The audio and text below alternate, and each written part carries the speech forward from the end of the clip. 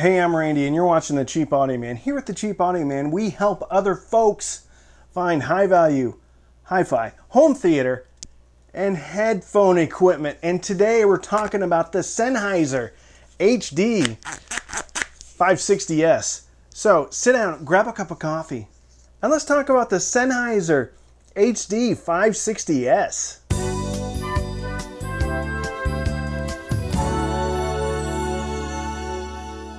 Today's sponsor is Sith Audio Religious Little Tiny Statues. We all know how important it is when you're meditating to become a better Sith warrior lord, that you have something to look at, meditate on.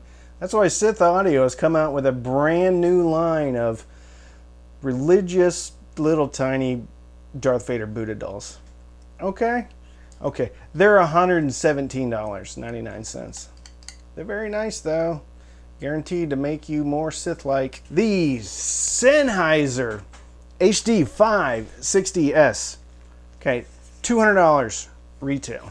Currently $180 on a variety of online platforms, including but not limited to Crutchfield, Best Buy, Amazon.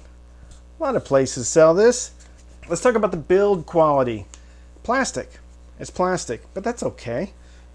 A lot of headphones are plastic. The band right here has a little notch. So when you put it on your brain housing unit, you don't get a hot spot. I like that. I get a hot spots very easily on my head. The design here is similar to other headphones. There's 3 or 4 of these that have very similar, if not identical, design cues. The ear cup rotates a bit from the headband. All plastic band. Ear pads are this soft, lots of hair on them. That's one thing I don't like about these ear cups. One needs a lint brush to take pictures of them when they do YouTube videos. I'm just kidding. But seriously, you're gonna get some hair on this if you keep them the way they are. They're attached to a plastic frame, basically.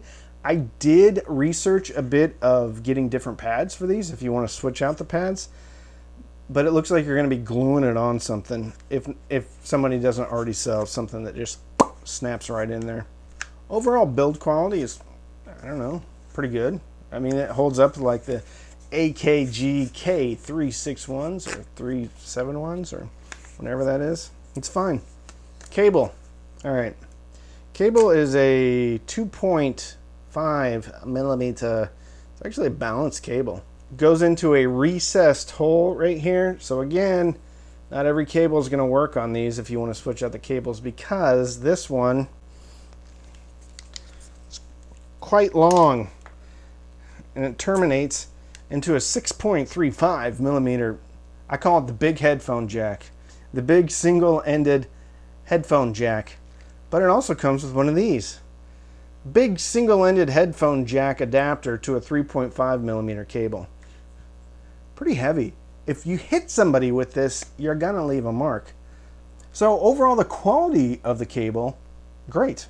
I don't mind it. It's got that rubber coating, so it takes a while, but you can work it out, and it's not unruly. Better than a lot of cables. Very long, 6.35 millimeter adapter. I'm sure there's other ones available. I went to Hart Cables though. They're one of my favorite cable companies, right out of Tyler, Texas. Hart Cables, and saw if they had a 2.5 millimeter termination for the actual headphone side. Couldn't find one. I'm sure they have one though. The takeaway here is, if you don't like this cable, it's too big for you, you can probably get another cable. This is also one of those locking ones too. So you stick it in there, turn it to the right, locks it in. Very similar to the AKG K361. Comfort on these is very good. They are very light. I think they're filled with helium, except that wouldn't work because they're an open back headphone. So the helium would escape before it had an opportunity to reduce the weight of the headphones. I don't know how much they weigh, but they don't weigh very much. And again, if your headphone weighs too much, neck exercises. Yeah. Put a plate of weight, do some neck exercises. Don't let the headphones win. Let's improve ourselves so that we can wear any headphone without fear of getting tired. Neck exercises. We should look into them if your headphones are too heavy. Honestly, though, I'm sorry. I don't mean to go on and on about how heavy headphones are, but maybe do some exercises. Okay, these are 120 ohm headphones. What does that mean? They're higher impedance than some other headphones. I think they're, 110 dB efficient. So I ran these off of 3 different dongle DACs and a headphone amp. I ran these off the Apple Lightning to 3.5 millimeter DAC. It's actually a DAC. Also the Hi-Diz S9 Pro. Also the Dragonfly Red. So the Apple dongle DAC had to max out the volume. Still was good. Still was at a level that I found loud enough. Some people, if they want to really crank out the music and damage your hearing permanently, might want to look into a different dongle DAC that has a little bit more power. But that's not really considered even a dongle DAC, even though it is a dongle DAC. Hi-Diz S9 Pro still pushed it pretty high, and the Dragonfly Red, I had to push that one a little bit higher too. These like a little bit of juice, but they still worked with all of the dongle DACs, including an Apple Lightning to 3.5 millimeter adapter / DAC amp / adapter. So what do they sound like? Well, they're neutral with very good detail, very good bass extension. Not a ton of bass punch. Tonally, I like them. They're tonally pleasing. All right, enough of this esoteric stuff. Let's talk about Rob Zombie. Demonoid Phenomenon at the, I believe, 10 minute and 55 second mark, right after a really cool little bridge in there. There's a guitar riff, but it's not front and center. It's way stepped back and it's layered in there.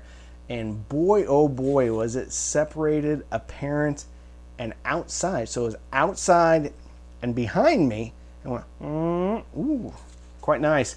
If you're not familiar with that track, it's Rob Zombie, Demonoid Phenomenon, at the 10 minute and 55 second mark. I would encourage you to listen to the whole track because it's a lot of fun. Every Day is the Same by 9 Inch Nails. At the beginning, there's a piano, and it's beautiful. It's tonally accurate. That's what I was talking about when I said tonally accurate. It just sounds really well done. Another standout quality to the Sennheiser HD560s is its ability to separate everything out, including instruments, including vocals, including any type of sound effects that are in the music. It separates it out. Everything is definitively, I had to do that like 3 times, definitively, there we go, separated. It's very nice. There is nothing melding into one another. Or there's some fancy audiophile word for that. I can't remember what it is. And stuff covers up something else. Bleeding? No, it's not bleeding. I don't know what it is. In the comments. It's when something covers something else up and it's some fancy audiophile word. Can't think of it. Bass is neutral to me. It has great extension, but doesn't have a ton of punch. So bass heads probably aren't going to like this headphone. But I really enjoyed it because the extension is quite good on these. Narcissistic Cannibal by Korn at the 1 minute mark, there's a doo-doo. And if a headphone doesn't have good extension, you won't even know that that part of the song is there. It's just missing. It wasn't like it was right there, but I actually heard it on these. Great extension. I think it also depends upon what frequency it is, because Killing Strangers by Marilyn Manson was very punchy, but Evolution by Korn wasn't punchy. A lot of times headphones or speakers that are punchy with Killing Strangers are also punchy with Evolution. That's so. So there's something going on in the bass here, which I have no complaints about. I think the bass is great.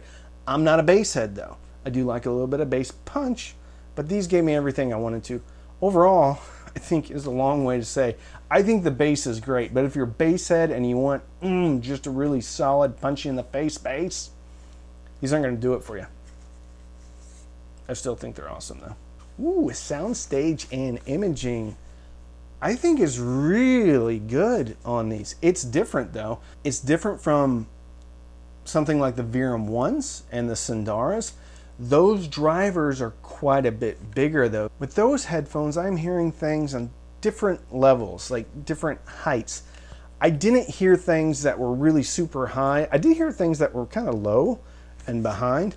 But I'm not saying these don't soundstage and image well. I think they actually do. I think it's just different from a lot of the other headphones that I've listened to that have good soundstage and imaging, especially planars. I'd say for a dynamic driver, this is as good as I've heard. It's just different, probably because of the driver. So final thoughts on this headphone.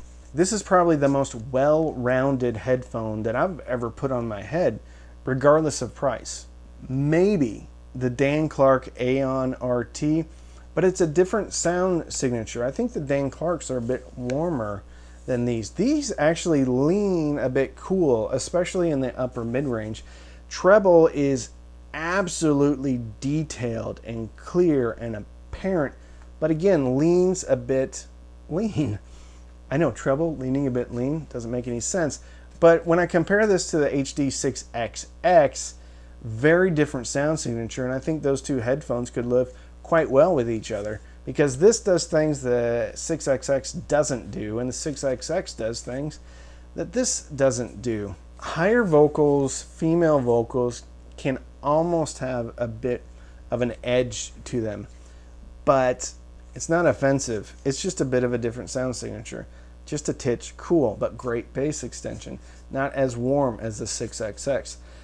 Instrument separation is fantastic and probably the best I've heard, regardless of price. For less than $200, I think this is an absolute awesome headphone. And I'm not going to say, hey, this is the best headphone under $500 or something. I could, but I won't. I love it. I love this headphone, and this headphone for me represents a huge value. But for some people, they may not like the sound signature. They may want a bassier headphone, and this headphone is not punchy bass. Again, very good extension. This is a very put together headphone. This thing, I'm not saying put together from a build perspective, I'm saying from a sound signature, borderline perfect for me. A little bit lean, a little bit cool on top, but that's why they made the 6XX, I guess. This could be, okay, this could be someone's only headphone they ever get. For $180, this could be it for a lot of people, and they could be happy for the rest of their lives. If you don't mind the build quality, and I'm not saying the build quality is bad, I'm just saying it's plastic. I'm not over the moon about it, but at this price range, kind of, you're going to get what you get. You can look at the Sivgas, they're built better and have some wood and stuff, and they're cheaper, but they don't have the complete package that these have. I would have zero problem recommending these to anyone out there. They're fantastic. Again, probably the most well-rounded headphone that I've ever heard, regardless of price. So, if you want to support the channel, you can sign up for Patreon. Patreon.com/cheapaudioman. Every Sunday night, we have Patreon-only Zooms. And ironically, these were so comfortable, I forgot I was wearing them on my last Patron Zoom, which are on Sunday nights. You can also sign up for Amazon Music. There's a link in the description. Sign up. You get a few months for free. I get a couple of dollars. You can also use the links in the description. Those are affiliate links. Almost all of them are affiliate links, which means if you click on them and you buy something, I will get a commission. So, don't binge watch anything. Please, please, please give the HD560s a chance, because at $180, ooh boy, these are awesome. So, don't binge watch anything. Binge listen through your new Sennheiser HD560s and fill your soul with happiness. And with that, I'm Randy. I'm the Cheap Audio Man.